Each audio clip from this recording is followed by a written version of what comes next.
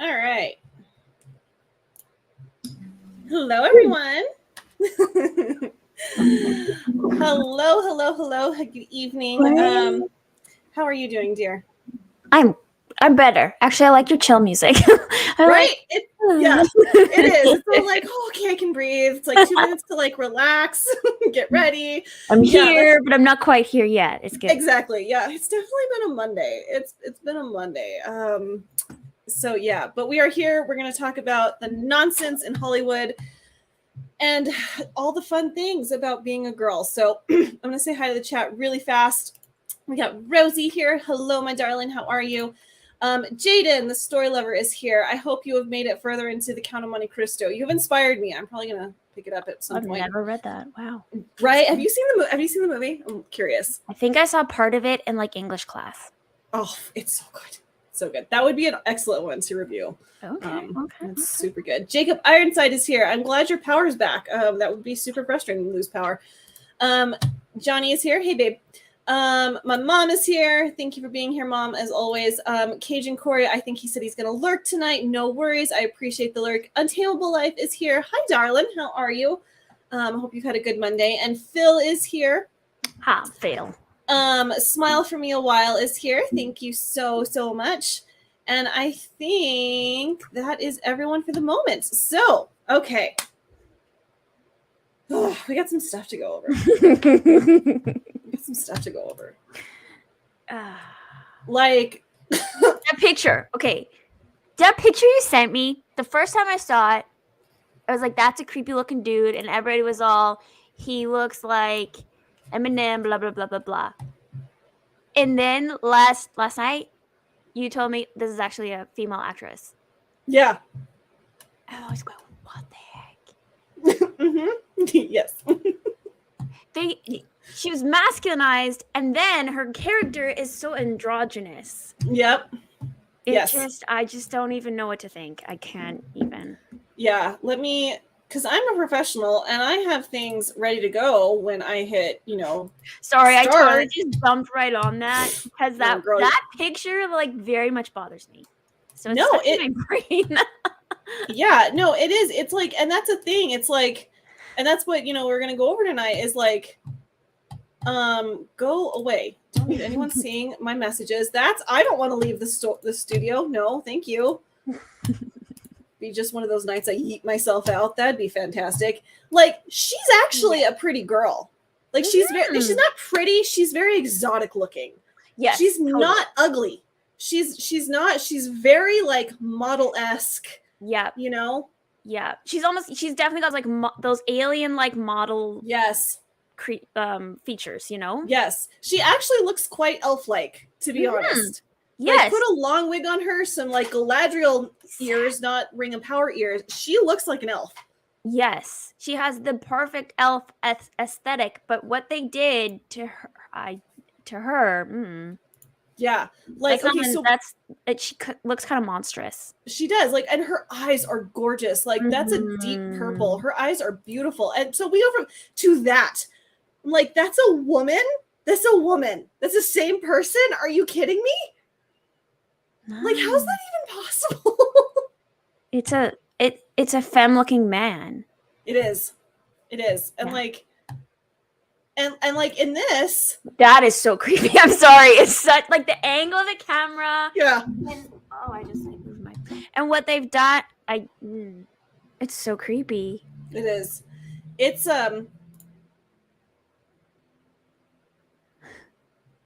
Ari woman. I think there's a typo in there, but yeah. No, this is a woman. And what I wish I had the tweet. I can't remember if it was Jane Theory or Nina Infinity, or it might have been even Nerd Cookies. They pointed out that literally there's more definition on this woman than there is in Galadriel, because Galadriel's like in a kimono where she's like strapped down. And this type of whatever the chest piece is, like, the way it is, yeah. Yeah. Like, literally, there's more definition in this androgynous looking person than there is in Galadriel, which is just like, what? It boggles the mind. It is. It does. And it's just like, and so, okay, so we have this going on. which, and I don't know, I just feel sorry for her. She's not an unattractive woman. But then go ahead. Sorry. No, if I was this actress and I went into this show and I'm so excited to play, I think that's an elf. That character, I'm not sure. And I'd be so excited to, like, maybe, whatever. And then you get made into that. I personally would be very upset. I would too. Look like that. I would be furious. I'll be lurking. I have to cook supper. No worries, Vardariana. I appreciate that so much. It looks a bit like Sinead O'Connor. Yeah, before Sinead O'Connor went off the deep end. Poor woman. But so okay, so we get this. And then we have this crap. This Joan of Arc having they them pronouns. Well, I think it was this article. They were trying so hard to, like, use all these nice words and make everybody agree with what they were saying. So it was such an agreeable little. It was so icky. Yes. I don't know what other word to say but icky. Icky is a good way to put it. Like, and I don't understand Hollywood's obsession with wanting to turn us into men. And I wish I was trying to find the tweet and I could not for the life of me. I have a screenshot of it somewhere, but it's like 3 years old at this point. But do you remember when now Elliot Page transitioned? Yeah. And there was someone tweeted out that they were like, we're so happy and excited for what was their name? Ellen Page to become Elliot Page. But then they literally, not a sentence later, said, but now they're part of the patriarchy and must be shunned. And so it's like, you want women to become men, but now we're part of the patriarchy. So it's like, make up your minds. Which is it? It basically, let's ruin the women, and then we're going to ruin the men. Yes. And so everyone's screwed universally. Yes. Yeah. And now we've broken everybody, and nobody can have a coherent thought or personality, or they have no foundation on which to stand strongly. Yes. They are weakened. Yeah. And it's, it's not even at this point, it's not even let's replace the women with the men. It's like literally at that point, you're tearing down the very roots of society. Mm-hmm. You know what I mean? Yep. I don't want to get like conspiracy theorists, but broken people are very easy to control. Yes. I'm just saying. Sorry to get. No, they are. That's precisely right. Maybe it's supposed to be one of the Valar place based on how different her whole design concept is. I don't know if that's what it is. She might also be. I've heard been thrown around. She's a cultist of Morgoth. Okay. So, I mean that I would go with. She looks like you'd be in a cult. Yes, she does. She would have made a beautiful elf, but what they did to her, yeah, no, I agree. Leave Joan of Arc alone. I know. That's a good way of putting it, Phil. She's a very handsome woman. She is. She's an incredibly handsome woman. Hello, Sloth the Green. I've never seen you in my chat before, but thank you so much for being here. I adore that. You're why am I blanking on the word? Avatar? Avatar, thank you. I love that. I almost called it an emoji, and I was like, nope, that's not it. Yeah. Shun everyone, save time. Yeah, pretty much. They are trying to make us all believe that reality does not exist. If you can make people believe that you can make someone believe anything. Absolutely. That's exactly right. So I want to go through this article because I'm just like, yeah, it is icky, but let's enjoy it in its ickiness to its fullness.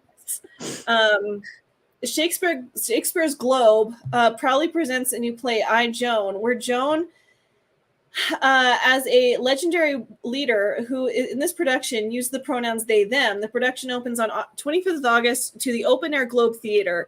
We are not the first to present Joan in this way, and we will not be the last. Regarding the use of the pronouns they to refer to a singular person has been traced by the Oxford English Dictionary as early as 1375, years before Joan was even born.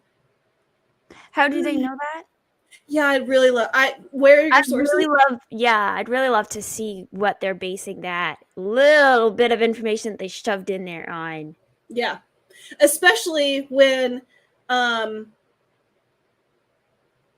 when Old English and Middle English have such different connotations. Mm-hmm. Like, the English of today is nothing like the English in the 1300s. No, I've read, so I read half translations. When I have read Middle English, I have read half translations, which means like they've kept some words and then like it's like 50-50. It's like 50-50, you know, modern day English and then Middle English. And it is, even that is nearly like impossible to get through. It takes so long to understand a single sentence because there's no grammar, there's no periods. You just have to guess where the sentence ends. And then like the way that they even would write, you know, the letter F or the letter T, it's almost impossible to like decipher that stuff. Yeah. And I think it's fascinating that, like, again, as a historian, they don't show a picture of this supposed dictionary. There's no citation work here at all. Nope. It's just here's our fact that maybe is a fact or maybe not, but it sounds all factual and smart. We're going to stick this in here so you believe us. Accept. Yes, exactly. We need a clip of Alasia saying let's enjoy and it's in That could be used in so many ways. So many ways.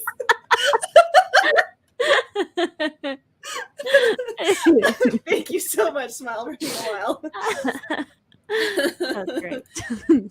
Thanks. It's been hard working on since I'm really not an artist. Well, I think you did a great job. You made that yourself. That's incredible. Well done, you. So, okay, let's continue with the ickiness. Okay, regardless, theaters do not deal with historical reality. What? Yes, they do. Yes, they do. They do. What? I'm sorry. All the plays I've acted in, half of them at least, were based on historical reality. Yes, exactly. What? Like the last play that I saw was called The Bloody Irish, and it was about the Irish War for Independence. Now, granted, it was told from the English soldiers' perspective, but it was a very different and interesting perspective on that history, but it was based on historical reality. Yeah. I mean, Shakespeare wasn't just making shit up when he was writing the historical cycle. Now, granted, he was taking, I think, some liberties, some, you know, historians, and I think that there are inaccuracies. He was writing English history from like his perspective, but he didn't make Anne Boleyn black. So I'm just, I don't know. We'll get to that. Theaters produce plays, and in plays, anything can be possible. That, you know, and here's the thing: it's fine if you want to put Joan of Arc with space cowboys. Fine, I don't have a problem with that because you're deliberately having fun. You're like, you know what? Let's make this as ridiculous as possible. It's like Night at the Museum. I adore those movies. I adore Night at the Museum because they're so much fun. Yeah. But you're deliberately taking history and being like, you know what, let's just have some innocent fun with this. This is like, they're deliberately rewriting history. There's a vast difference between those two things. Yeah. Yeah, no. Shakespeare did not write historically accurate plays. He took figures of the past to ask questions about the world around him. Our writers today are doing no different, whether it's looking at Anne Boleyn, Neil Gwynn, Emilia Benicio, Edward II, or Joan of Arc. God almighty knows what you're going to do with those characters. The Globe is a piece of imagination. They are, you know what? They're writing an apologist piece for themselves. Basically, yes. They are. It's so funny that it's so funny they say it's not based in reality. No kidding, it's not. Yeah, no shit, Sherlock. Well spotted. That was the true part there, right there. Yes, exactly. At least you're being okay. So at least you're being honest about that part. But that's what they're doing. They're not saying like we have all these incredible. They're not starting off with we have all these incredible actors. We had this lineup. We had this idea. They're like literally setting it up to be like theater is just fantasy. So you just need to take this and be okay with it. Mm-hmm. Joan's army will be made up of hundreds of groundlings standing in the yard. All come to watch the play for £5, the most accessible ticket price in London theatre. We hope this £5 ticket invites as many people as possible to come and have an opinion of their own. And even if we don't agree with each other, still show kindness, curiosity, and respect. That is the same kind of, oh my gosh, hi, Force of Light. Thank you so much for being here. That's Michelle or Natalie. Thank you so much for being here. I deeply appreciate that, lady. This is the same energy as the Lord of the rings of power being given away. You can go to theater and sit it for free. Mm-hmm. That's the same energy. It's the same energy. Like, please come watch our play. It's only £5. Yeah. Yeah. We kind of feel underneath that not a lot of people are going to be interested, but we want it to look like people are and make it look good. So we need butts and seats. Exactly. It's Michelle. Just saw you went live. Well, thank you so much, Michelle. I really do appreciate you being here. That is an honor for you to drop in. It's the same, like, it's they're being so politically correct, and they're just like being like, look how cheap it is. Yeah. Look how welcoming we're going to be. Exactly. We're all going to coexist together. Exactly. Yep. Barf. It is no accident that Shakespeare moved his playhouse beyond the jurisdiction of London city walls. He wanted to play with identity, power, oh my god, the act of pleasure, with all sides of an argument. Shakespeare was not afraid to ask difficult questions as he imagined the lives of 1,200 characters. He represented an extraordinary range of diverse perspectives and identities, and we are all still enjoying his work over 400 years later. Shakespeare was not afraid to discomfort, and neither is the globe. It's like... What identities? I'm sorry. I know. How many different identities were there? Yeah. Sorry, how many different ways can we represent, Richard III? What? We had men and women and kings and queens and rich and poor and that was the end of it.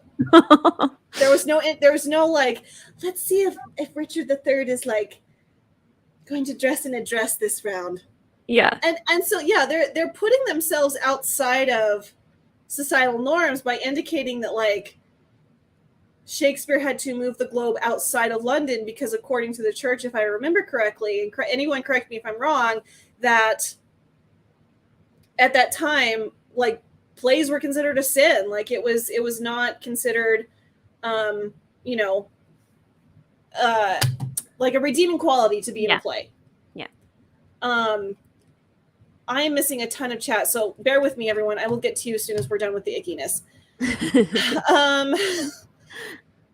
For centuries, Joan has been a cultural icon portrayed in countless plays, books, films, etc. History has provided countless wonderful examples of Joan portrayed as a woman. This production is simply offering the possibility of another point of view. It is the role of a theater to simply ask the question, imagine if.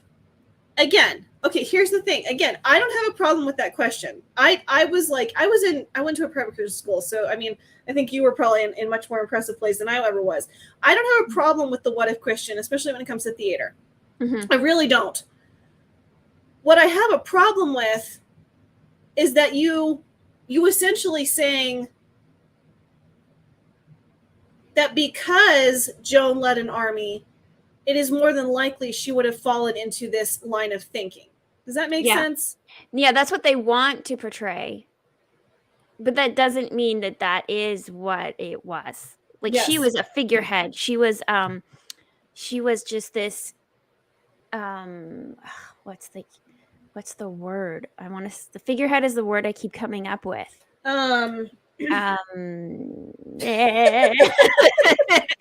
was an example as like, she wasn't doing all the things that all the men of that time and day did. Yes.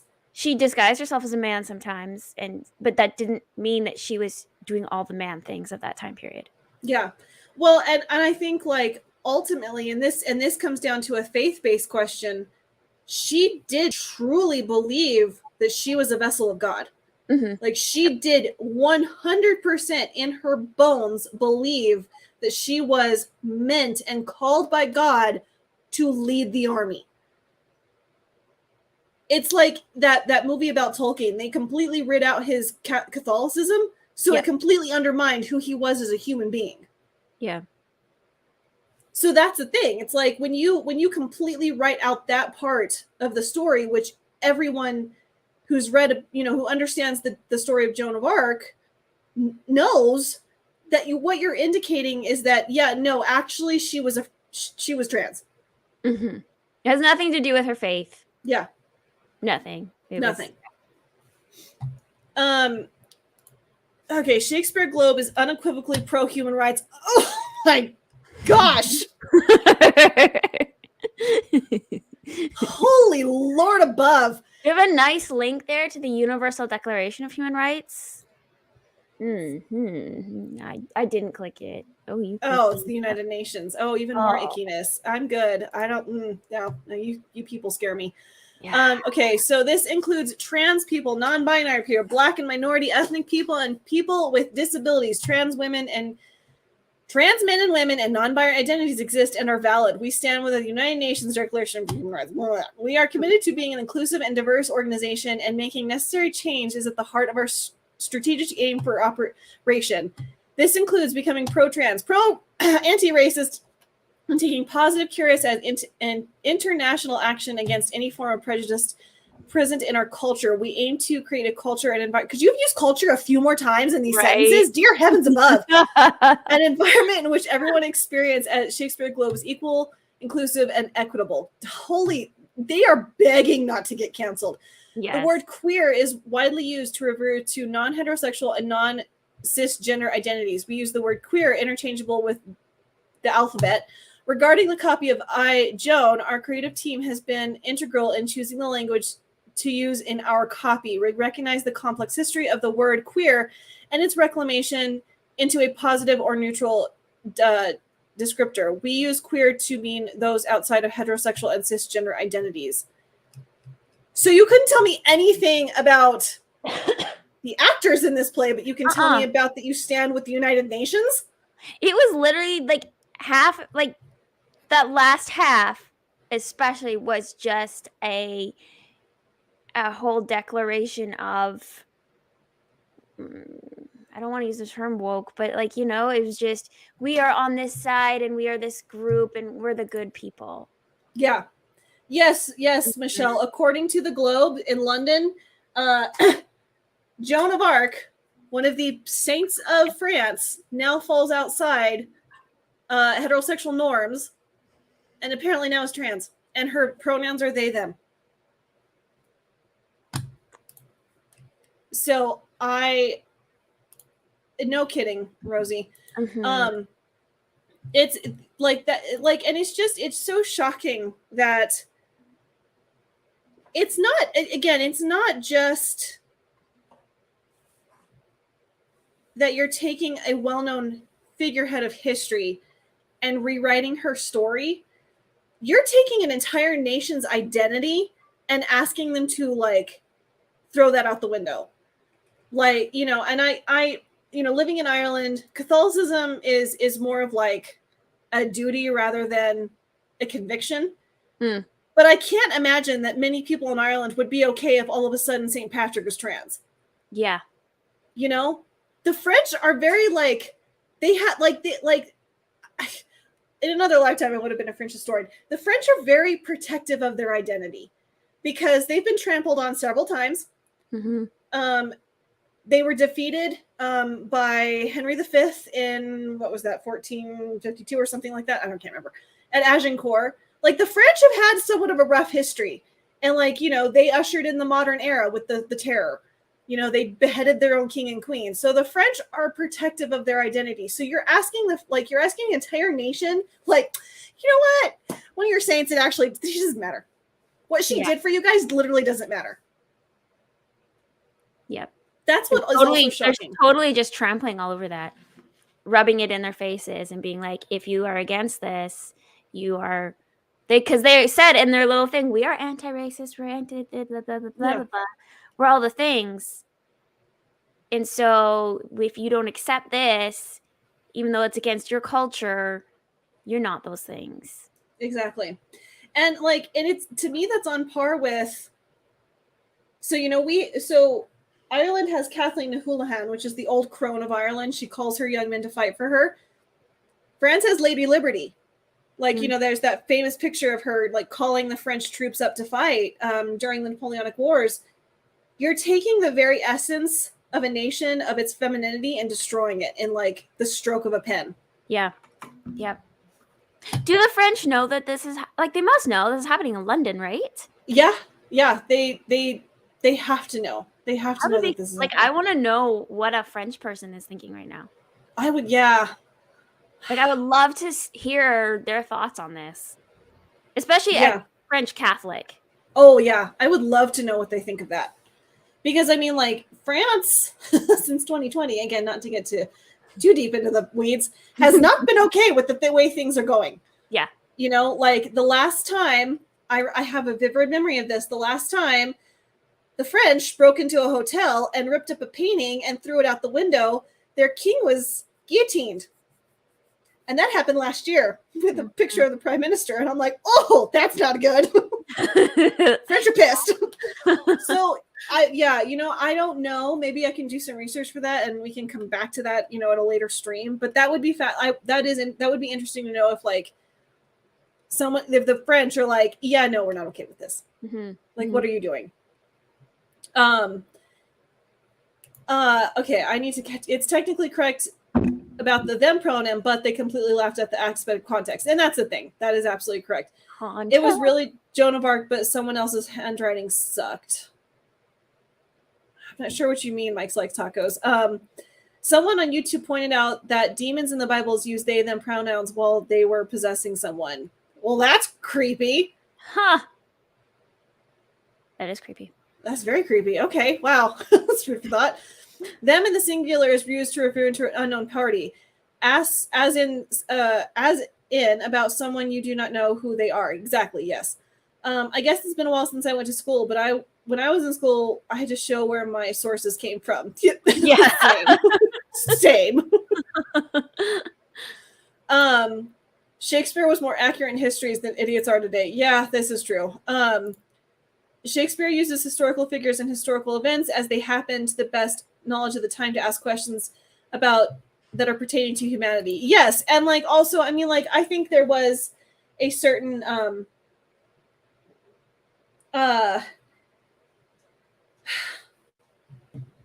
political bent. We understand Richard III to be slightly crazy because of Shakespeare's plays, and historians have questioned that if he was as insane as we think him to be.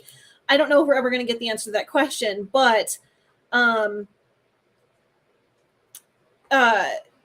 he still was writing. These events had just happened. They were not like unknown to him, and he was an educated man.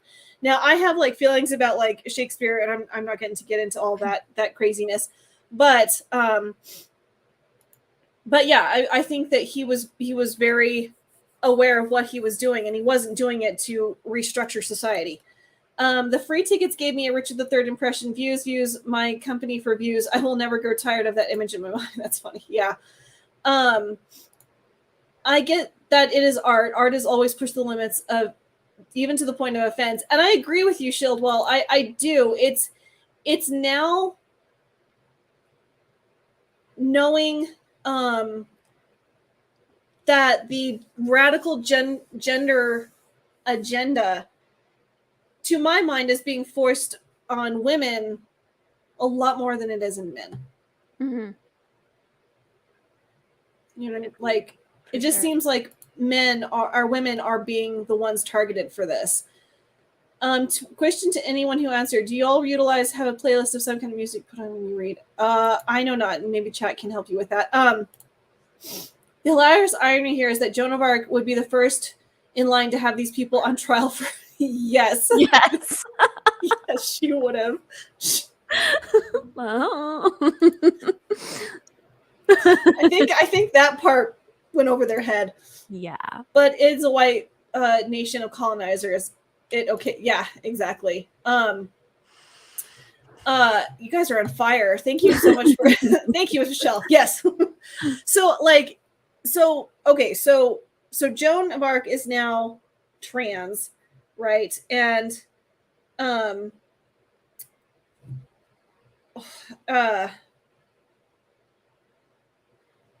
on. Please hold. Sauron's cultists have the face of a man and the body of a woman for some odd, bizarre reason. But Joan of Arc, like, we have this article that we kind of went over, and it's super dense. And you said you liked the points it brought up. So let's just jump into this, for a little bit. Go away.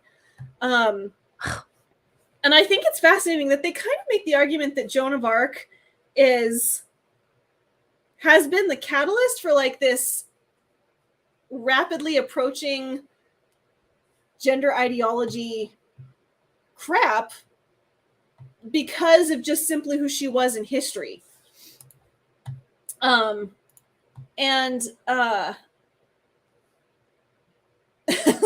Having behind the scenes issues. It's such a Monday. We're fine. We promise we're fine. Okay. The men have already kneeled before the altar of feminism and have lost the battle for the most part. So now they have to come after women to take away their power too. Yep. Wow. And yeah.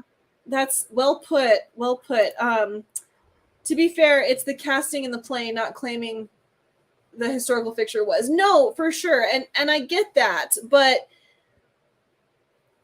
10 years ago, no one would have even thought to have done this. And like, again, I think this kind of boils down to whether you believe in how deep and how scary this woke agenda actually is, that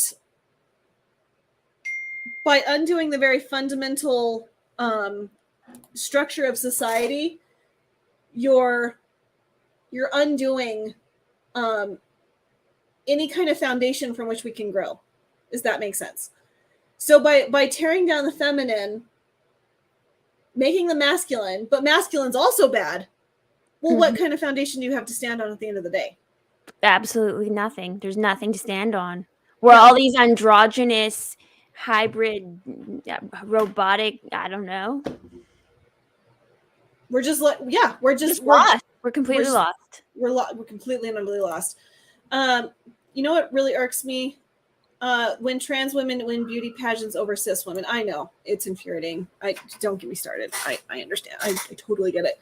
So this was a pretty dense article, and Megan, you said you had some thoughts about it. Did you want to like?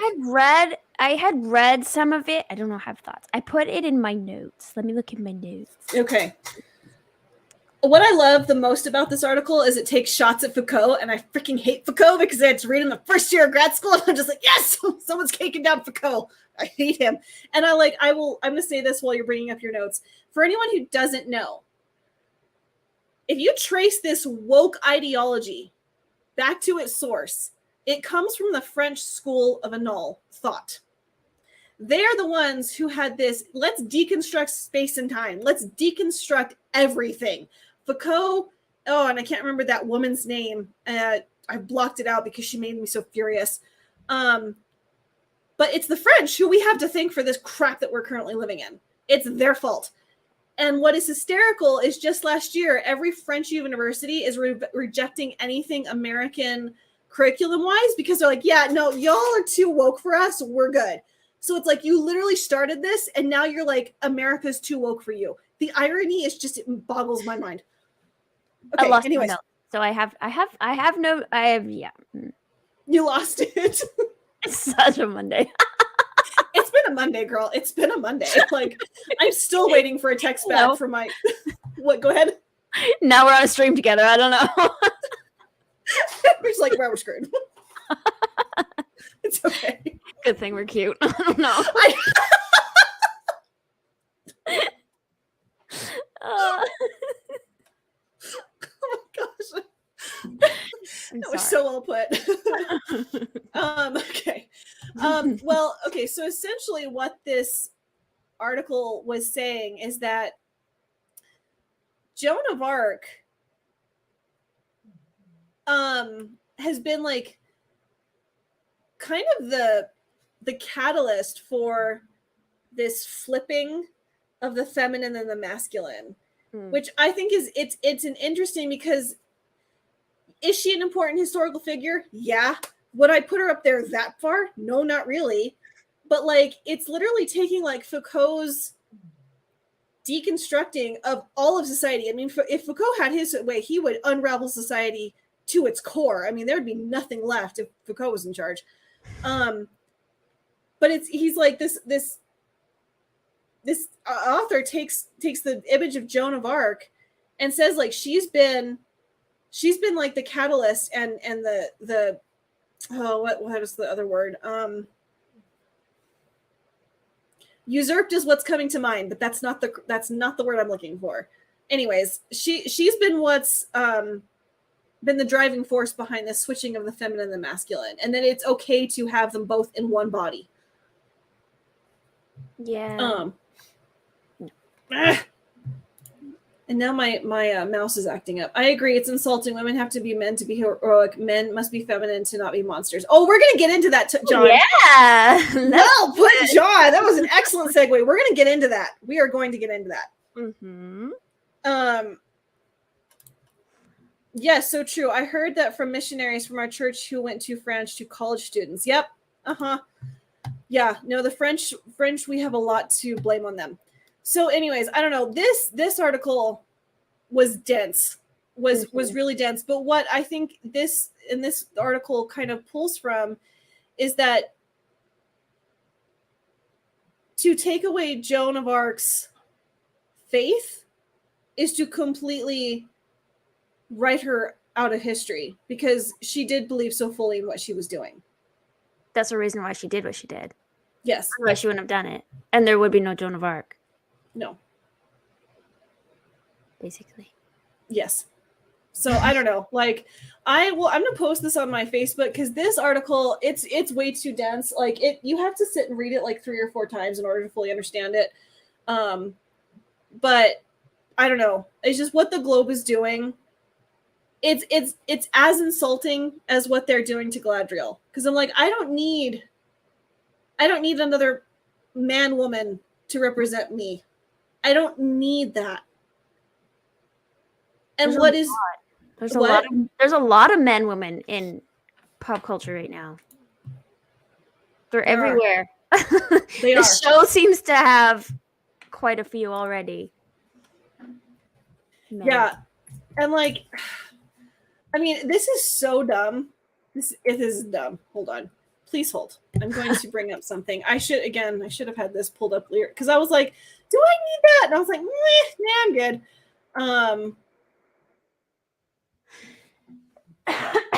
But this, okay, so, there's that game that all of the geeks and gamers play on Wednesday nights. It's called Splatoon.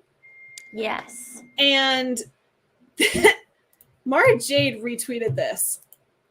And I know this is stupid. I know it's just, I get it. They don't even look like women. Like, look at their faces. They don't, like, she kind of looks feminine.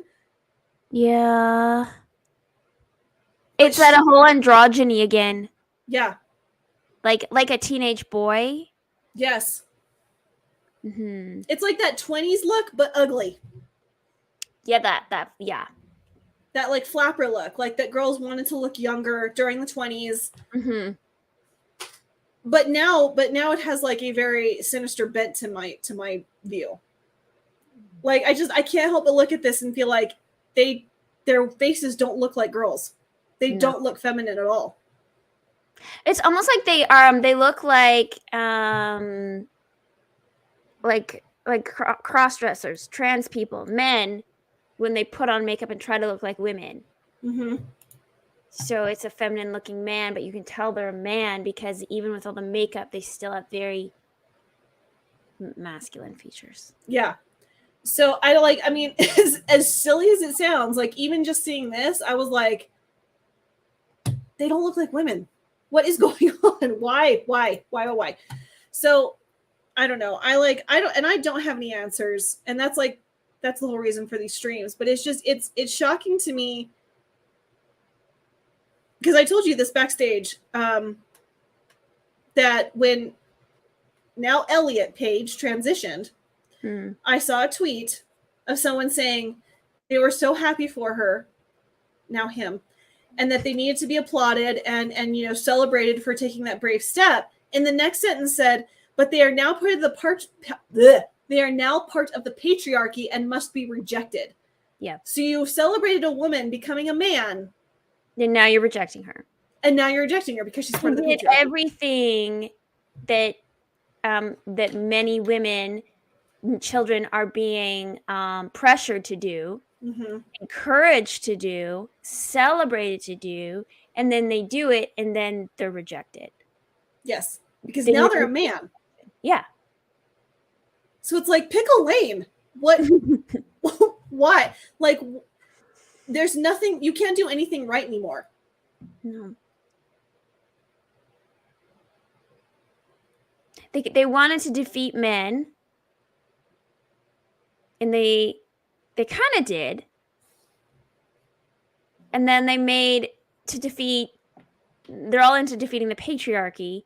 So let's make women manly to defeat the patriarchy. But now you've become, how can you defeat what you've become? Didn't you say something like that earlier to me? Yeah, like you become the very thing you claim to be fighting against. Mm-hmm.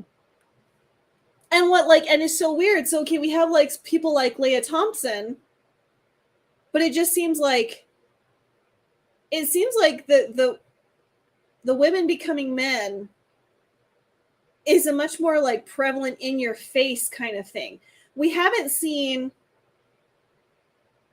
we're not seeing a Richard III play about him using they them pronouns and cross-dressing. Yeah. Like it seems like, so there's like the Leah Thompson issue, and there seems to be like in the news and actual society, there seems to be a lot of men going to the female side. But then when you look at entertainment, there is a heavy push for women to become men in the entertainment realm. Yeah. You're right. I see that. It's weird. Because like there was just that story of that 60-year-old woman who was banned from a public pool in, I think it was California, because she expressed concern that a man was getting dressed in the ladies' room in front of little girls. I read that. Yeah. Yeah. Yeah. And she had every right to say that. Yeah. Why would you feel safe? In front of tiny little girls. This poor little old woman. Yeah. Like, there's a man in here. Yeah. Like she comes from the generation that she calls it, her under things unmentionables. Yes. Yes. Little, retreat, prim. So I don't know. There's just like, there does seem to be like a push in Hollywood, in specifically Hollywood, for women to become men. But when they do it in actuality, like someone like Elliot Page, now they're part of the patriarchy. Yep. And men are to kneel before the the throne that is feminism. So it makes no sense.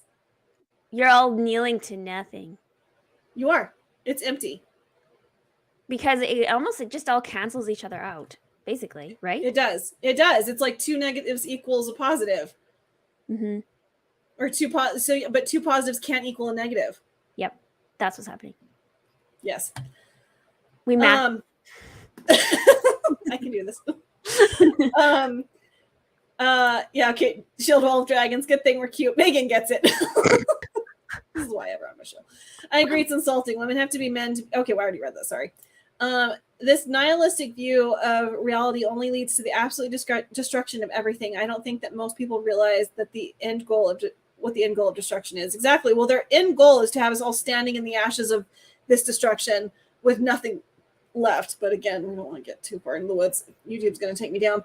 The French brought socialism into politics and gave Marx his insane ideas that Bastiat opposed them. Yeah, they totally did. They absolutely did.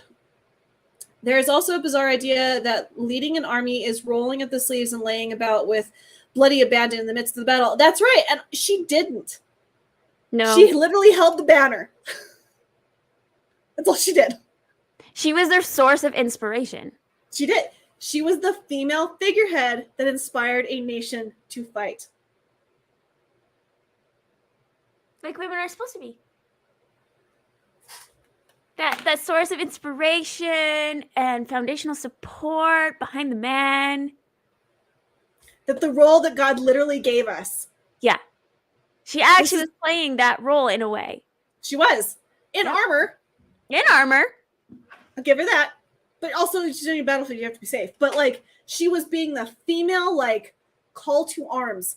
And that is literally the whole point of, like, these these figureheads, like, again, and I think that America to a certain extent has, we kind of have Uncle Sam, but we also have Lady Liberty. It's like this idea of that men go to war for their women. Mm-hmm.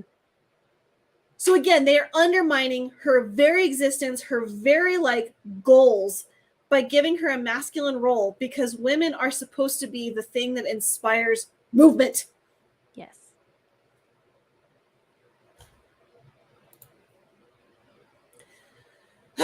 Well, they got rid of all the manly men, so now they have all they have is masculine women who have to be told it's bad to be feminine. Yup.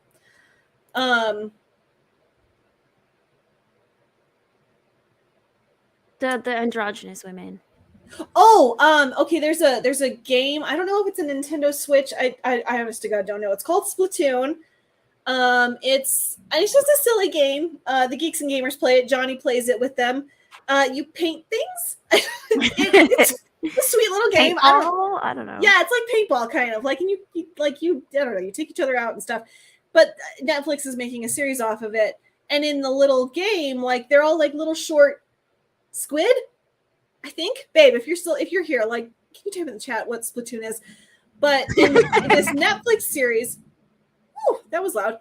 In this Netflix series, they're making the squid into women. Okay. So that's what Splatoon is. That's okay. The patriarchy will reject Elliot too. We can only hope. Well done, Shieldwell. That's because Hollywood equates power with men. Yep. I think the push is equal. Men are being praised for wearing dresses. They're encouraged to experience sexual things with other men. If we act like men, we're toxic. Yeah, I know, babe. And yeah, I mean, we just saw like those images of Harry Styles come out. And, what's just sad is that like his dad seems so normal, but it's like I'm sorry, I am deeply of the opinion, if something like that happens, especially to such a young man, and you can see it now with the Jonas Brothers as well, something happened. I'm sorry. I think that groomers groom. Those who are groomed groom. Yeah. I just, and it's just a sad thought, but I think that something happened to all those boys. And it's just like, it's really sincerely heartbreaking. They entered the entertainment industry so young. They did. It's really heartbreaking. I think it has to do with men thinking that they're better at being women than men are in real life, and then women pretending to be men for entertainment. That's an interesting take, Rosie. That's a very interesting take. Make women like men, make men like women. Typical deceptive, confusing Satan stuff. Yeah. Mm-hmm. It's easier for women to pretend to be a man if she has a stunt coordinator. This is true. For the woman is the glory of the man. Yes, awesome one. Thank you for being here. I've never seen you here before. Thank you. Joan of Arc did charge up a ladder and get shot with an arrow. Oh, that's right. Yeah, she did participate in to some degree. I know she did. I don't know the full story of Joan. I know the bare bones of it. But again, just going the level of courage it would take to walk into the king's court and be like, "Hey, I'm going to lead your army." But I'm not picking up my sword and charging into battle. Like, I'm going to inspire an entire nation to move. Mm-hmm. That is that to me is like the story of Esther. Like, Esther had to be so brave in that moment. That's what I'm reading right now. And that for her to be like, I'll die. I will die if I literally enter my husband's court without him inviting me. He will kill me. And the same thing with Joan. She was a woman. She was a peasant. To come in. Wow. Did you hear that? Yeah. I can't see the mountains. Okay, that's a big storm. Okay. In all seriousnly, if I just blink out, it's because I lost power. Because it's a wee bit dark outside.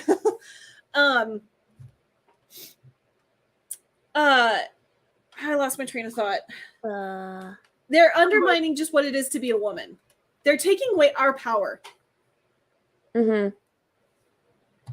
They just really want to take away everybody's power. In the end, Yes. powerless. Yes, they're evolved humanoid squids. Thank you. I've been playing Outer Worlds, and 90% of the NPC leaders are women. It feels weird. Huh, I don't know what that is. Deborah in the Bible was a military leader. Yep. Yeah. I need to read Judges again. Why is the symbol of freedom and liberty a female? Why is the symbol for American Columbia a female? Because women are inspiration for men, and they are the prize. They are the mother of all things. Well said, Yes. Shield Wall. Well said. And that's why. So, okay, so let me just a little sidetrack here. There is a famous play by W.B. Yeats called Kathleen the Houlihan. And Yeats wrote this play not long before the 1960 Easter Rising. And in the play, the old woman of Ireland basically tempts her young men away to war to fight for her freedom because, you know, she's in the hands of a colonial power. She's not free. And she wants her land back. And so that play, when it was performed in Dublin, caused a massive riot. And after the 1960 Easter Rising, Yeats was like, what have I done? Like, he was stunned at the reaction that play caused because the young men of Ireland were like, we have to fight for Ireland's freedom.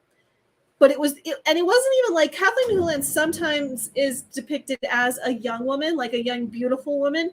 But more often than not, she's depicted as the old crone. Now, if you think about the old crone, she's haggard. She's not beautiful. She's wrinkled. Her hair is, you know, gray and probably thinning. Like, she's not a beautiful young woman, but still this old crone inspired an entire nation to move.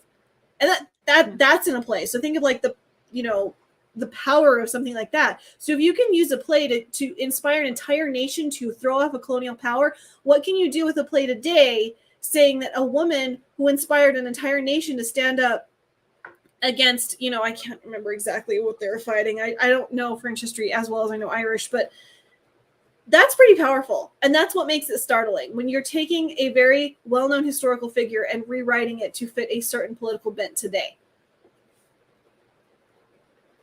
Yeah. So, anyways. I love that quote. Which quote? What Shield Wall said. Oh, yeah. I know. We need a screenshot of that. It's becoming more and more clear that progressive end goal is to transgender gender altogether. Yeah. Yeah. I know. But you know what? I mean, like, even though we're going over this, that's not to say that people are not fighting back. Like that, you know, homeschooling is becoming so prevalent, and that women, like, you know, all the women who work at Evie, that like they are all stepping up and being like, yeah, no, our girls will be girls, they will be princesses, they will be all the fluffy pink things, and you know, it's like, and there. So it's not to say, yes, this is startling, but people are fighting back, and I think that that's something that important we need to keep in mind. I watched a special on the Jonas. They said their church turned on them during a family crisis, so they basically turned away from God. That's really sad.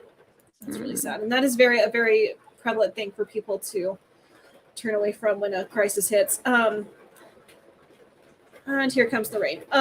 One of the things that was inspiring about Joan of Arc was actually that it was shaming men to see a woman take up arms against the enemy, revealing their cowardice. Absolutely.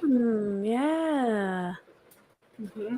If a woman is doing it, why are we not? Exactly.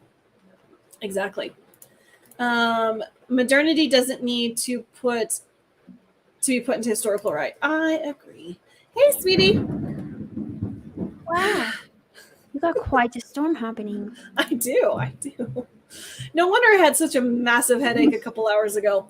So anyways, all right, so let's move on to maybe something a little more inspiring now that we've kind of gone over the creepy, all that. And again, just this poor woman. Because she's what's wrong? It's weird. Come on. It's weird. I just feel bad for her because she's very striking. She's an incredibly striking woman. So, I mean, but why am I shocked? I mean, like, we've got Galadriel with a dead husband and having a sword, and now we've got this girl.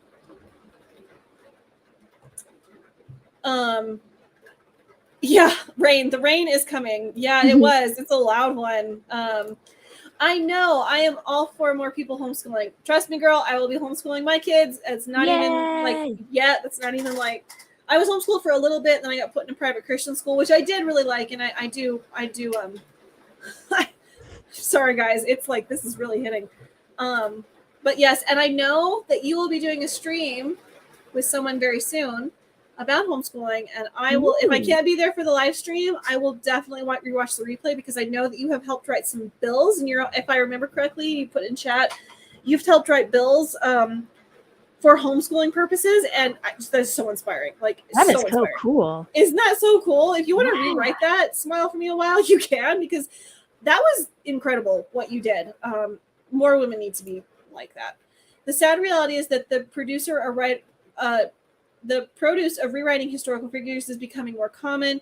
We're starting to see it also here in Italy, where usually we value history and religion sometimes. Oh, that's really sad. That's sad. But my gosh, I've got someone in Italy watching me. That is so cool. Yeah. Thank you so much. That is amazing. The storm headache theory again. What? I always get headaches when it's raining. Are you getting hail? Not yet. And that would just, please pray we don't, because I actually woke up with a massive crack in my windshield. That's all I need is for the crack to get bigger. Hopefully I'm getting my windshield replaced on Wednesday. I just didn't need that this week, and I have no idea what happened. Like, it started off like this big, and then a day later it was like this big. Not even kidding. It grew so quickly. So irritated. So anyways, I started at a private Christian and then was brought home. See, yeah, so I was reverse. I was in public, and then none of the teachers did anything about my dyslexia. So my mom pulled me out, homeschooled me for 3 years, and then I got put in a private Christian school, and the water is seeping under the door. So Megan, can you just give me like 2 seconds? I gotta put the shutter down. No. Hold on. Water in the door. I was actually totally homeschooled. I just want to put that out there. Smile a while for me. I'm gonna look you up, and because I want to hear what you have to say. Because I was homeschooled from because I went to public school for kindergarten, and then I was homeschooled grade 1 through grade 10. Yeah. How's your flooding? Are you okay? Yeah, it's fine. Thank goodness for rolling security shutters. So the door will block it. So I'll towel it up later, but at least it's wow. At least yeah. And what's funny is usually we don't get rain from the north, and that's what makes it so unusual that this rolled in from the north, because usually it rolls in from the west. So, I think it's a valid theory. I mean, my knees and back know when it's going to rain. My knee knows those too. My left knee always knows when it's going to rain. I need to talk to someone about that. I've jumped on face off the planet the last few weeks and buried in housework. Yeah, no worries, girl. Now I just think you're both being crazy. I'm still fond of you both, though. I'm hitting you with a pillow. It's a thing. It's a thing, totally Johnny. It's absolutely a thing. It is. Who is that on screen? Is that more Rings of Power diversity? So yeah, this is what the Morgoth, I think, cultist. That's a woman. This is a woman. And she's actually not an unattractive woman. So more Rings of Power crap. So anyways, all right, let's move on. Where did that here we go. I have read this article like 5 times now. It's a gooder. It's so good. I loved this article. I get migraines from the weather pressure system changing. I can predict storms with migraines. Yep, I'm the exact same way. Did Pops homeschool you? I don't know what that means. Okay. All right. Sorry. I got so sidetracked. I was like, squirrel. So this article is basically what we've kind of been chatting about these past few minutes, is that it's the women who force society to be virtuous, essentially. Mm-hmm. Like, that's what this article, and I want to read it because I think this is just such a good article. I don't usually do that on my streams, but I want to read this because, and also, yes, I have not read Captivating. I'm going to, maybe I can try and finish that this week. Because they talk about the Eldritches in here. Did you ever read Wild at Heart or Captivating? I've never read it. I've heard of it. Yeah. Like, every woman who's read Captivating says, like, that's the book that changed their life. Okay, you want to know the book that changed my life? What? That made me so angry I threw it across the room multiple times. And when something really convicts you like that, that means, you know. It was called The Trouble. Gosh, no, I need it.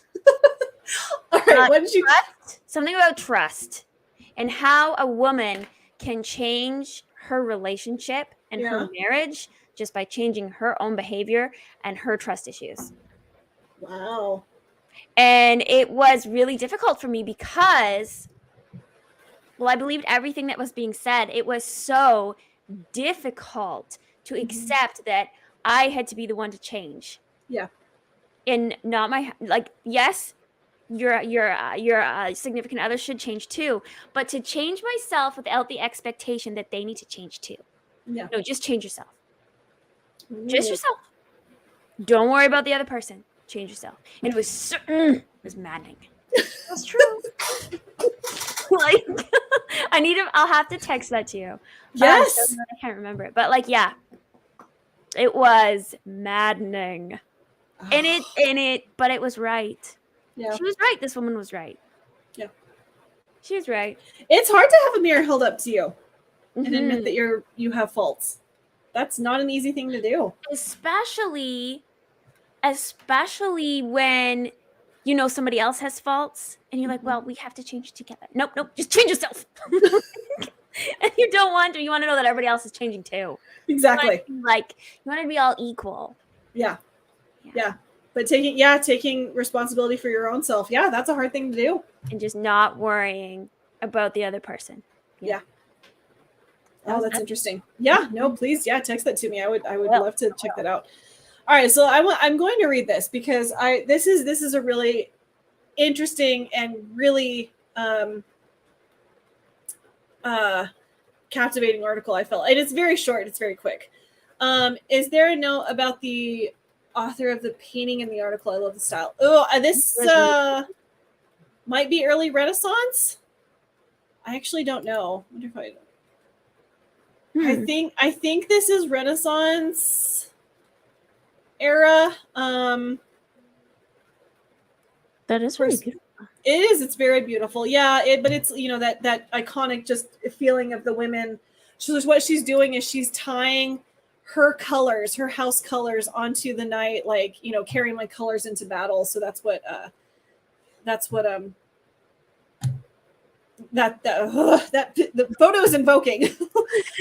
Ouch. I need to read that book. I don't want to read it. I literally got into an argument with my mom about how I don't even trust my brothers or parents. Ooh, yeah. Yeah. Accountability for the self is the hardest concept for people to grasp. Always it is easier to place all blame and responsibility for problems on all external sources. Yeah. And that's how we're encouraged in this day and age. Every single person is, everything is not your fault. It's everybody else's fault. Yes. Yep. Yeah. You have there's and if, like, we're discouraged from taking ownership of our own issues. It's definitely not something that is encouraged, and it's definitely not something that is taught. No. And yet it is a skill and it is an awareness we all need to have to get through life, actually. Yes. Absolutely. Sorry, you keep going to read it and then we keep talking. No, girl, you're good. Like, it'd be interesting if, like, further down the line, like, I don't know, we read Captivating together or something, like, with maybe, like, a couple other women, like, and all came back and talked about it. That would be fascinating. I think that would be cool to, like, just do a book club. I know. Yeah. Okay. So, all right. You know what? I've been thinking about this. Chat. We went off the rails. We did. We still went. Okay. Hold on. Like, you know what? Hold on. It's a good thing we're cute. Chat, I want to ask you this. If I did a Patreon, because I'm not getting monetized this year, it's just not happening, and I'm not going to have memberships anytime soon on YouTube. If I did a Patreon and did a book club, would you all be interested? I think that'd be fun. Because like I would, you know, I would like to make it like, you know, a little bit, but I don't know, maybe like a $3 a month kind of thing that we all just come back and read a book together. Like I've been kind of thinking about that because a lot of people expressed interest in that, and I thought that might be kind of fun. I think it would. I think it'd be totally fun. Okay, all right. I might do that. I'm gonna give that a thought. Wild at Heart is one of my favorite books of all time. So hearing ladies go through the ladies equivalent, that would be sick. Oh, okay, thanks, babe. Okay, maybe we could do that because McKenna has read Captivating. And I think Mando, you've read Captivating. Yeah, I need to read it. I really need to read it. And because I've tried some other like books like that and they didn't stick. But yeah. Oh, that is so cool. All right. Man, that was fast. Good for you. Book club. All right. We totally did. Y'all go off the rails like extra girl does. We totally did. That's okay. All right. So maybe, and then, yeah, even reading the book that you brought up, that might even be cool. Because again, it's like having those tough conversations, we're scared to do that today. Having tough conversations is something we actively shy away from. Yeah. But if you want to be successful, you have to be willing to have those tough conversations. Yeah. You have to be willing to look inside yourself and look at all the darkest places of yourself. And yeah, you do. Yeah, you do. All right, $3 a month. I could afford that. Would love that. Okay. All right. Okay. I will put in some heavy thought. I'll put in some thought about that. If I really do it, I will ask earnestly if we want to do that before the holidays, because again, it's the holidays and I know people have a lot of expensive. So I don't know. I will give it a thought. I will put it out on social media. I will put it in my Discord. If someone can drop the link to my Discord, I'd really appreciate that. Because that's probably where I would put in the final details. So yeah, we'll see if we can make this happen. Okay. In today's society, men are often criticized for being things like mansplaining and chauvinism, and for being a proponent of the patriarchy at best and predators at worst.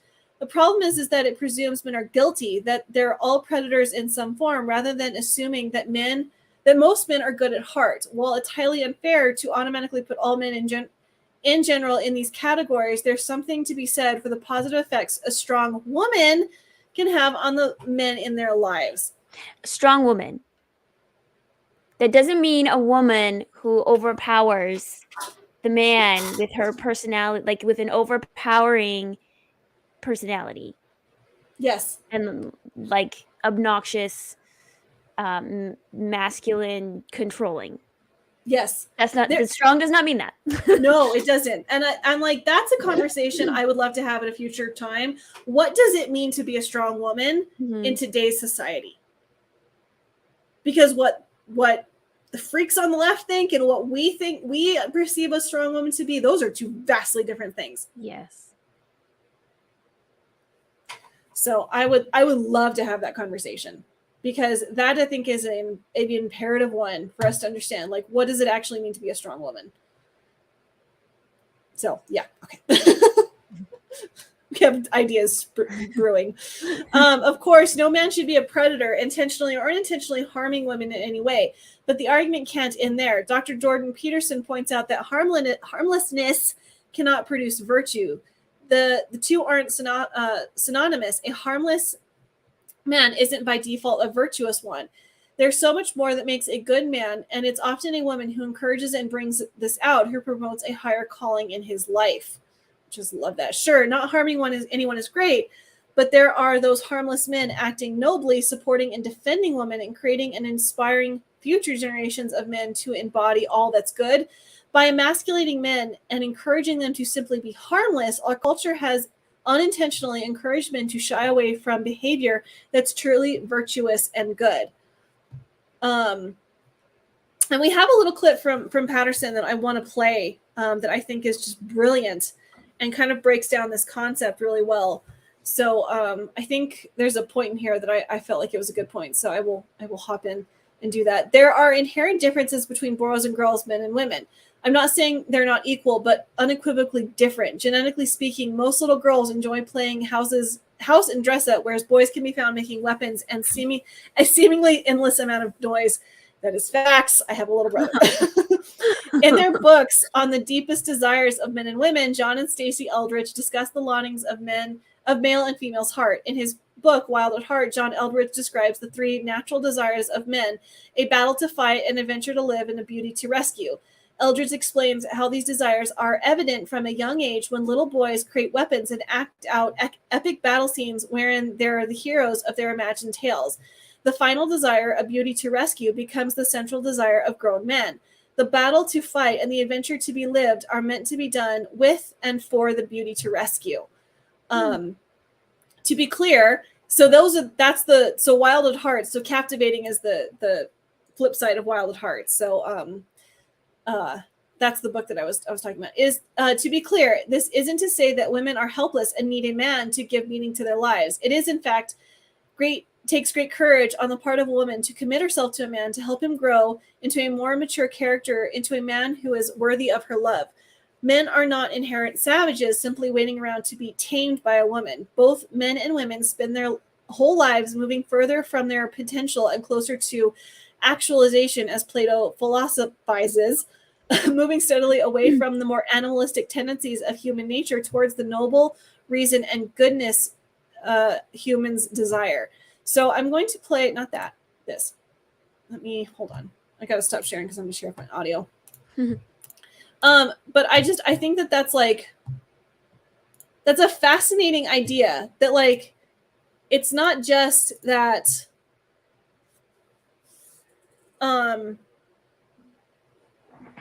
women have a certain role in society. It's that they inspire that society to get better. Yeah. Because they're embracing those natural, like, God-given areas. Does that make sense? Like, yeah. And it's such a huge role. That's an enormous role to hold. And it's like they have believed this lie that women do not hold such an enormous, amazing role in the world. And so we have to give them an enormous, amazing role. But yet we have one. We've always had one. We always have. And without that role, the man is not inspired. Yeah. As Patterson's going to say, I mean, he's going to say it obviously a hell of a whole lot more eloquently than we will. So let's listen to this little clip. Men use the image of female perfection to motivate themselves. That's precisely what they do. You see that in the Tom Sawyer story. So Tom Sawyer is about 12 years old, and this girl moves across the street, Becky, and she comes out, and he's struck by her for the first time in his life. Something's changed. And the first thing he does is hop up on a picket fence and show off and balance in front of her. And he's saying, well, look at me, look at me. He's like the male bowerbird building something beautiful so the female will approve of it. And it's motivation, you know, and that's something that I think modern women don't really understand about men. They don't understand that, at least to the degree that males are uncorrupted and not better because of being rejected, they're doing everything they can to kneel before the eternal image of the feminine and try to make themselves worthy. That's the chivalry story, right? That's what you should encourage in your partner. Men make such fools of themselves in front of women that they're attracted to. It's because, first of all, they don't see the woman that they're attracted to. Because what the hell do they know about her? They don't see her as an individual. They see her as the manifestation of a judgmental ideal.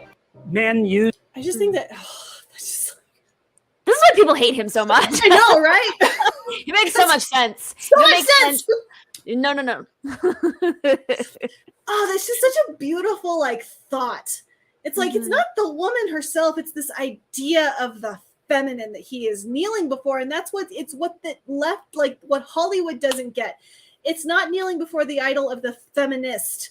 It's the feminine that make men want to pursue that goodness, that virtue, that like, and be that dangerous, like, protector of society that they should be. Yeah. No, and that's the only way women are going to be happy, because we do have this inherent desire to be admired by men in that way. Yes. We want to be pursued. Yeah. And yet we're denying that. And that's why you're unhappy. Exactly. And I mean, like, we, Johnny and I talked about this a little bit on our Poor Choices stream. Tegs and X-Ray Girl invited us on there. It wasn't just that like he was pursuing me. It's that I was open to being pursued. Yeah. That I wanted that. I gave him the space to do that. And I invited him to do that.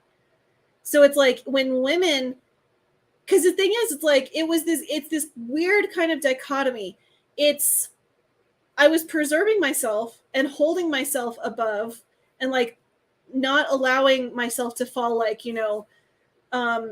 to the level of, say, the Cardi B area. I was preserving myself and holding myself to a really high standard, but by doing so, I was forcing others around me to reach that standard. Yeah. Like, and that sounds horribly egotistical, but it's like, no, I'm not going to compromise my values or my convictions because it makes you feel better. And I mean, you as a universal, obviously, I that was the thing. And so it's like, I wanted to hold myself apart and I wanted to hold to my strong convictions and be this idea that I think the feminine should be, but Johnny was interested in pursuing that, and I allowed him to do that. Yep. So that, and like that's what made me feel feminine, is that pursuit. So anyways, not to get mushy. So to get back into this, we're almost done with this, but this is the part of this article that just really hits home. Everyone wants to be someone, to have importance and value attached to their life. Men are no exception, and the desire manifests through wanting to be someone to a woman, to a family. This responsibility fulfills and molds them into the noble men they were designed to be.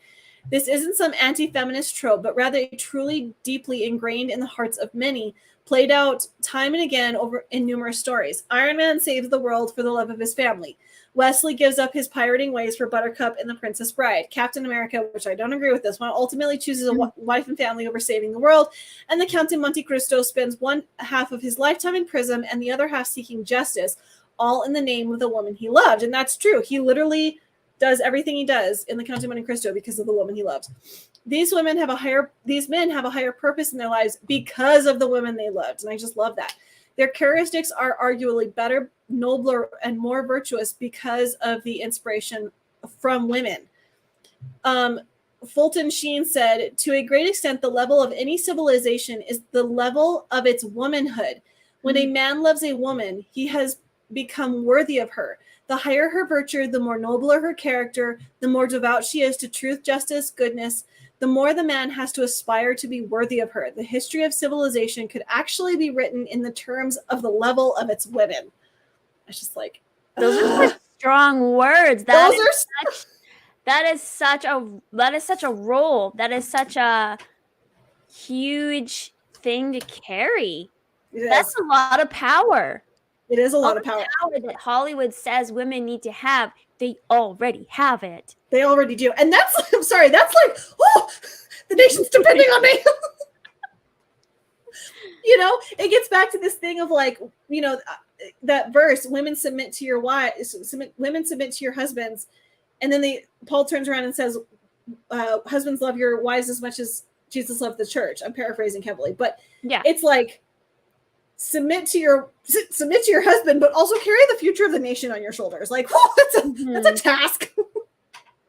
And it's like, and if you go back to ancient Greek, because I had someone at my church one time, I knew her for a little while. She was fluent in ancient Greek, and she read the Bible in Greek, and she's like, all of the female words in the Bible, they're feminine because the root of the word is that they produce. Like every feminine word in Greek produces. All the men, all the female words all the masculine words plant, and the female words produce in ancient Greek in the Bible. And I'm like, that is like the most fascinating thing. Wow. Language is so cool. Right? I love language. Really mess it up though. Dang. Thanks, France. Anyways, all right, so we're almost done. Although women have only recently become a prominent part of the business and political roles traditionally held by men, there's no doubt that without women, many of the historical feats accomplished by men would be highly unlikely, which also, like, that's mind-boggling. Like, that's they had women behind them supporting them. Yes. So that they could do the things that they did. Yes. Again, and we talked about this on my birthday stream. Aragorn went on this quest to reclaim the throne of Gondor because Elrond literally said, "You are not worthy of my daughter until you reclaim the throne." Mm-hmm. End of story. I'm not giving her to you until you reclaim that throne. Aragorn's whole journey is based off and predicated by a woman. Yep. And they want us to believe that Galadriel needs a sword. Bullshit. No. The culmination of Lin-Manuel Miranda's Hamilton is a perfect example of this, which I have not seen, so I don't know. As the end of the play focuses not on Alexander Hamilton, but his wife, Eliza, who becomes the center of the final scene. Hamilton's legacy lives on because of Eliza's willingness to forgive and love unconditionally, a legacy that would have undoubtedly been different without her support.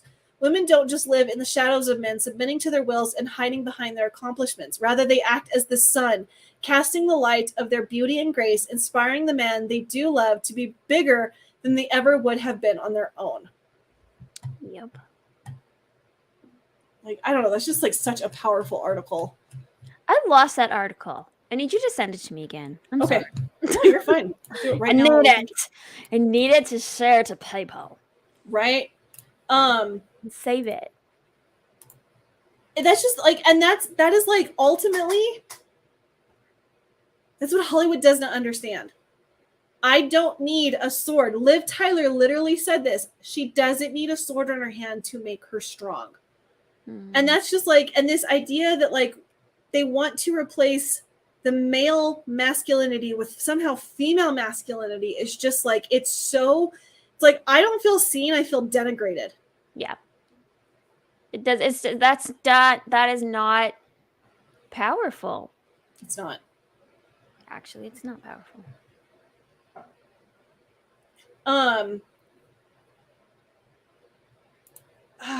Megan, I'm on Instagram and Discord, same, and you will find me on Twitter. I deleted 15 years ago. Okay.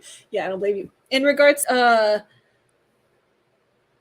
family motto is virtue alone is invincible. Ooh, I like that.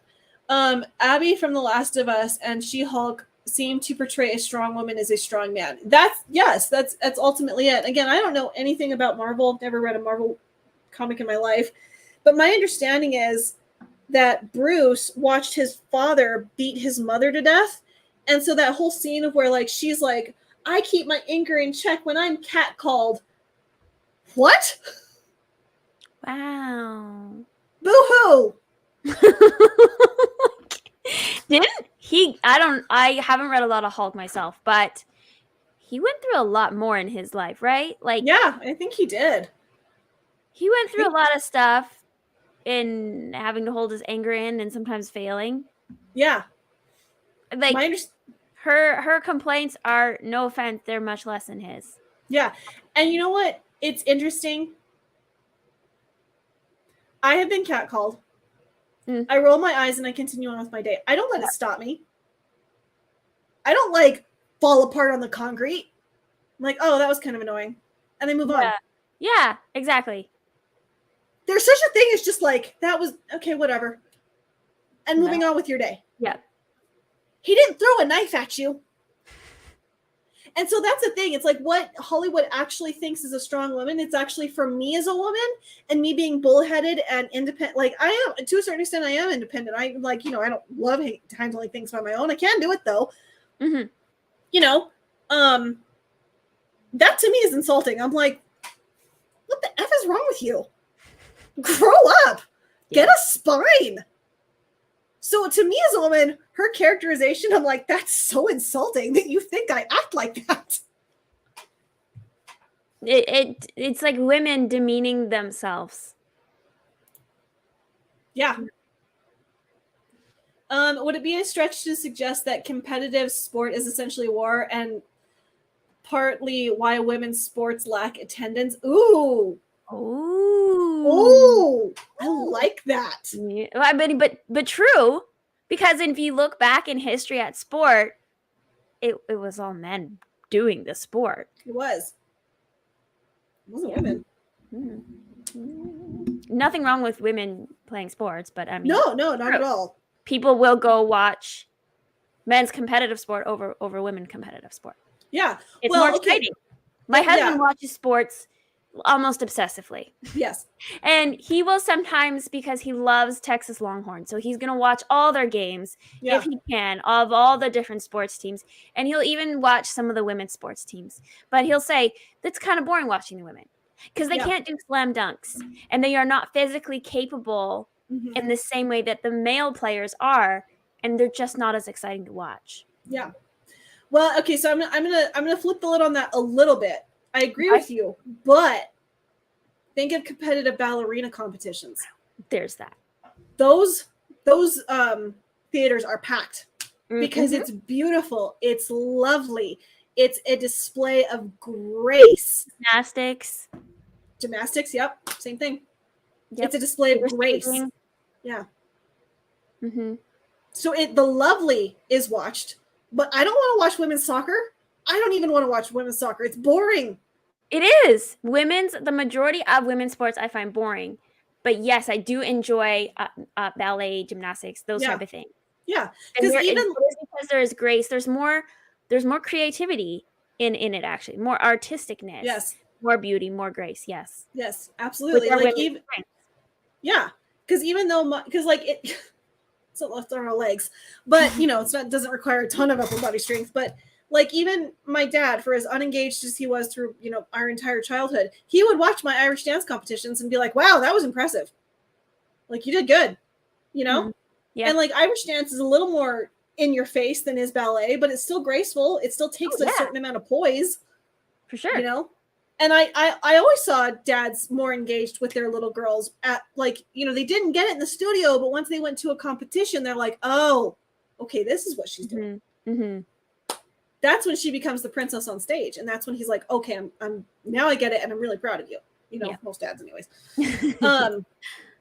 Men want a strong woman, not a girl who is attempting to be masculine, facsimile. Be strong in femininity and men can find that desire. Absolutely. Mm-hmm. As someone who knows the Bible in Greek or used to, that is a true statement. Awesome. Okay, I'm glad I wasn't totally messing that up. Look at the Hanging Gardens of Babylon. 100% to impress a woman. Yes, yes. The wonder of the ancient world, the Hanging Gardens of Babylon, all to impress a woman. Yes. I wonder if it is why the space trilogy reads so weird. I hadn't thought about it, but there is no woman and no female motivation. Read it if you haven't. That's interesting. I haven't read the Space Trilogy by C.S. Lewis. My aunt loved them, but I haven't gotten to them ready yet. I haven't either. Galadriel can only be strong if she acts like a man because only men are strong. Yep, except for those who were born male and are now women. They're stronger. Third wave feminism has gone full circle. Give it another 30 years and it will be like the 1950s again. Yeah, might be. I only enjoy female volleyball. You know what's funny? So I played volleyball and basketball. I was forced to play basketball because I was the only girl over 5'2" in my entire school. Granted, there were only 10 of us, but I was the only girl who was tall enough. Had zero hand-eye coordination. Our volleyball games were packed because they were so intense because we had a good team. Our basketball games, it was our coaches and that's it. But when the boys played the basketball, that stadium was packed to the gills because they were so fun to watch. But yeah, the girls' basketball, no. And we were relieved when no one was there. I did not want anyone watching us. I tried to watch the LSU ladies softball, but I can't get into it like baseball. I don't blame you. I wouldn't either. There's elegance in those, like dancing, yeah. Figure skating and gymnastics, yep. I don't watch men's soccer. Boring.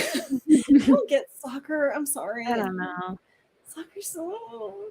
They're Olympic dance too. Yes, absolutely. But I like playing competitive sports. No, yeah, and I think that it's just fine for girls to like competitive sports. But I think that is an interesting take. Sports is a way for men to show off. Mm-hmm. That's fact. Sports appeal to something innate in us men. Like I said, after watching The Northman, one of the first things I wanted to do was go play sports. I wanted to destroy someone.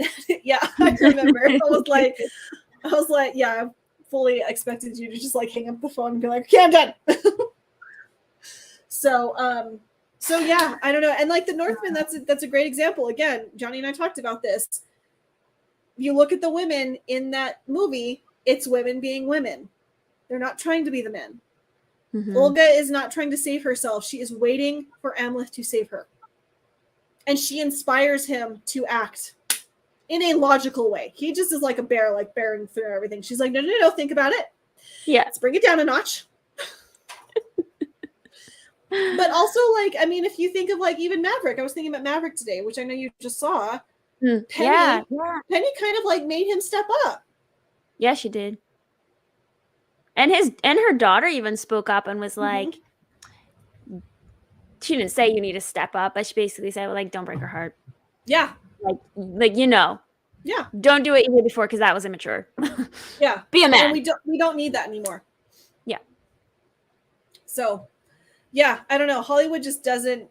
And again, it's like, why is this shocking? But I think it's interesting to have the discussion of like, me as a woman, I find this insulting that you think that this is what I want. Mm-hmm. What women are you asking? Yeah, for real. What women are you actually asking? And also, how many men and women are writing this, and who's on the board, and what's their background? There would be a lot of questions answered there. right? Exactly. Exactly. And Lady Gravemaster and I have talked about this. A lot of those women, like, especially coming from like, say the point of literature, which we talk about extensively. The women who write these books today, like for example, Sarah Maas. What Lady Gravemaster and I kind of theorize is that they're literally, and I mean this literally, they're touch starved. They're so removed from anything masculine that even like literally just having like a hug, they're starved of that like protective envelopment that a man can give you. Yeah. So they literally have removed themselves so far out of the like the sphere of anything masculine, of anything of the male, that they're so touch starved. They're angry. They're literally angry. Yeah. They're angry because of that. They're angry because there's this empty hole inside them, and they did all the things society told them to do that would make them happy, and they're not happy. That's that's exactly right. That's exactly right. You should use locals in place of Patreon. It's a free speech platform. Yeah, I've heard. That's a good idea. Maybe actually I will. Oh, yeah, good point. Think about locals instead. I think I have a locals. I just don't use it. Yeah, I did. I deleted the app, but I know that's where Geeks and Gamers is moving in that direction. Maybe I will think about locals instead. My state is really good at sports. My mother's boss trained the team and won 2 Olympics ago. That's awesome. That is super cool. My cousin in Singapore threw javelin. Holy moly, that's incredible. Cool. That is awesome. I could never figure out where, though. Not sure there is space on that island. My state sport is hockey. I don't enjoy hockey. I don't understand hockey. I don't understand. I grew up watching hockey because I'm Canadian. That's just what you do. Yeah. And I always thought the most exciting part is when they would like tear off their helmets and they punch each other. I'm not even kidding. That was always the most exciting part for me.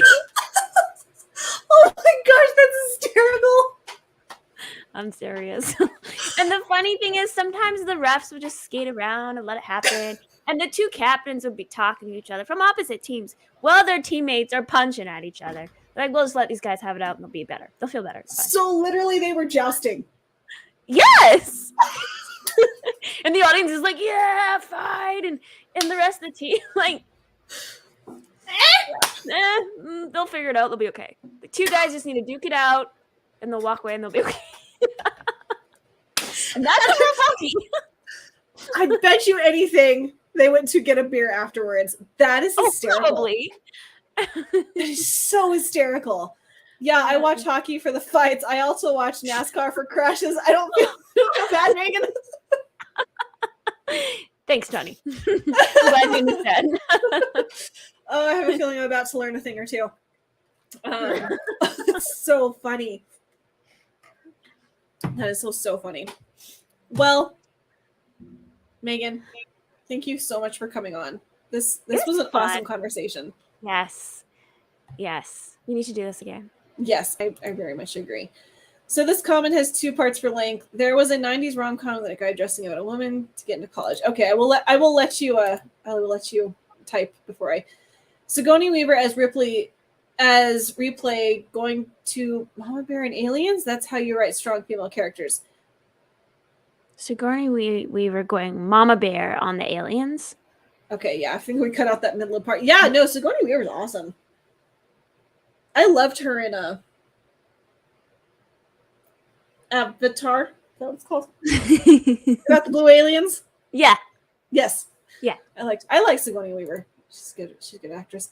Hockey is fun in person, but I can't watch it on TV. I feel like that's most sports. I would much rather be at the arena. Yes. Yeah. Like I feel that football. energy. Yes. I hate football. I hate football. But I'm not opposed to going to a game because I know like the energy would like, you know, it's that thing. And like the thing is, and Johnny and I've talked about this. I played basketball. I did. But I didn't enjoy it, but I enjoyed watching it. I enjoyed watching the boys play. Watching the girls play was agony, and playing it was agony. But being there, present, that was a ton of fun. So even though I'm not a huge sports person, I'm not opposed to actually going to the game and like seeing it. Yeah. Yep. And baseball too. I think baseball is fun to watch. There in the stadium, get a hot dog and like be part of that American. They do a lot of fun stuff at baseball games. They do. Like they have more entertainment. They do. Yeah, there's a lot more like breaks and stuff. Like the very first time the Isotopes opened, Kirtland Air Force Base is just up the road, and so they had a couple of the big jets like fly real low over the stadium. That was really cool. That was a lot of cool. Yeah. Mixed stress feelings through violence insults because we have thick skins. Yeah. Thank you, Shieldwall. Thank you. I had a lot of fun. Going all mom. Okay, that's who you. Yeah, all right. Okay. Alien was another dope movie. Alasia can't handle it though. I can handle it in the daytime, and so long as you're sitting right there next to me. And then you have to watch something fun afterwards. Yes. And lighthearted. Yeah. Like Cars. Sigourney Weaver was in Ghostbusters. Oh, that's interesting. I didn't know that. After he gets found out he's in a women's literature class, he talks about how great women authors are great, not in spite of being effeminate, but because of it. Huh, interesting. Yeah, I don't get it. I don't get football. I call it hand egg. Play with your hands, and it's shaped like an egg. Yeah. Go to baseball game and get 3-inch hot dog for $10. Okay.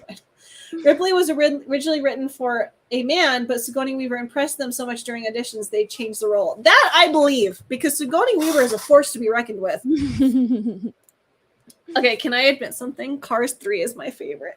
I love Cars 3 so much. Yeah. Alasia! I know! I don't know why. I just think it's cute. Cars 2 is so dumb. And I love Cars. I love the first one. I do. I love the first Cars. But I don't know, Cars 3 was just really sweet. Oh, man. That's funny. Yeah, isn't it? It's my guilty pleasure watch. Big boobs and fire are what makes the world go round. I agree. Mm-hmm. So anyways, all right. I think we can start wrapping it up there. Thank you so much for coming on.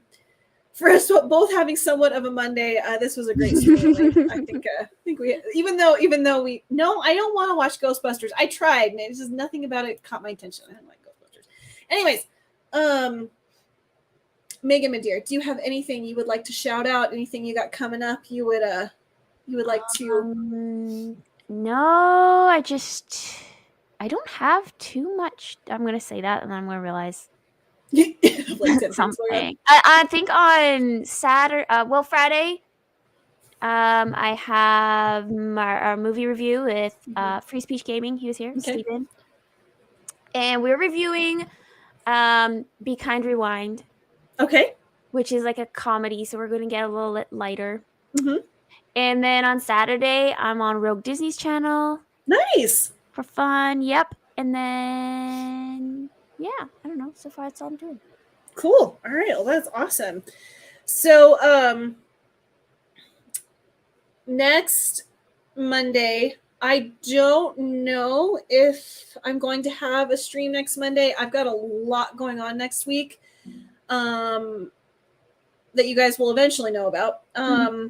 So I got a lot going on next week. So I don't know if I'm going to have a stream next Monday. We'll see. But I will have a special boycott the Rings of Power stream with Johnny on my channel on September 2nd at 8:30 p.m. Central.